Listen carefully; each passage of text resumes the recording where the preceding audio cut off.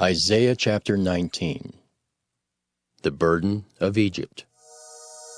Behold, the Lord rideth upon a swift cloud, and shall come into Egypt. And the idols of Egypt shall be moved at his presence, and the heart of Egypt shall melt in the midst of it. And I will set the Egyptians against the Egyptians, and they shall fight every one against his brother, and every one against his neighbor, city against city, and kingdom against kingdom. And the spirit of Egypt shall fail in the midst thereof, and I will destroy the counsel thereof. And they shall seek to the idols, and to the charmers, and to them that have familiar spirits, and to the wizards.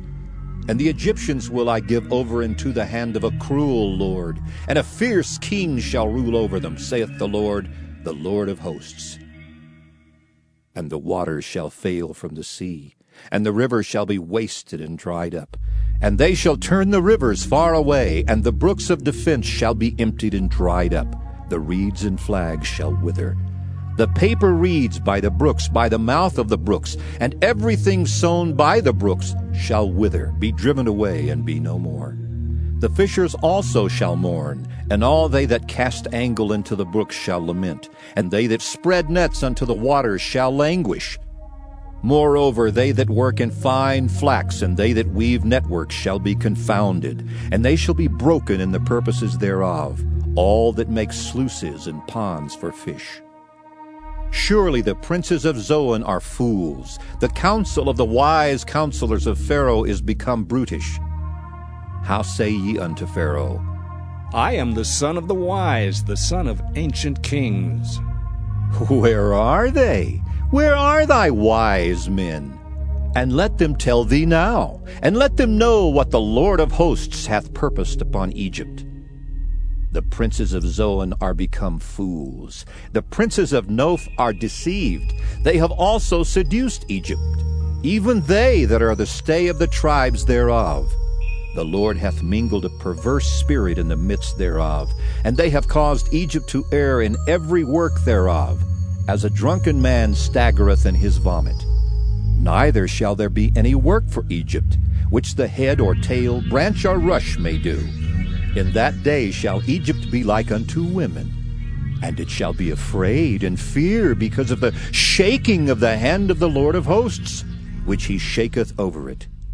And the land of Judah shall be a terror unto Egypt. Every one that maketh mention thereof shall be afraid in himself, because of the counsel of the Lord of hosts, which he hath determined against it. In that day shall 5 cities in the land of Egypt speak the language of Canaan, and swear to the Lord of hosts. One shall be called the city of destruction. In that day shall there be an altar to the Lord in the midst of the land of Egypt, and a pillar at the border thereof to the Lord. And it shall be for a sign and for a witness unto the Lord of hosts in the land of Egypt. For they shall cry unto the Lord because of the oppressors. And he shall send them a Savior, and a great one, and he shall deliver them. And the Lord shall be known to Egypt. And the Egyptians shall know the Lord in that day, and shall do sacrifice and oblation. Yea, they shall vow a vow unto the Lord, and perform it. And the Lord shall smite Egypt, he shall smite it and heal it. And they shall return even to the Lord, and he shall be entreated of them, and shall heal them. In that day shall there be a highway out of Egypt to Assyria, and the Assyrian shall come into Egypt, and the Egyptian into Assyria, and the Egyptians shall serve with the Assyrians. In that day shall Israel be the third with Egypt and with Assyria, even a blessing in the midst of the land, whom the Lord of hosts shall bless, saying, Blessed be Egypt my people, and Assyria the work of my hands, and Israel mine inheritance.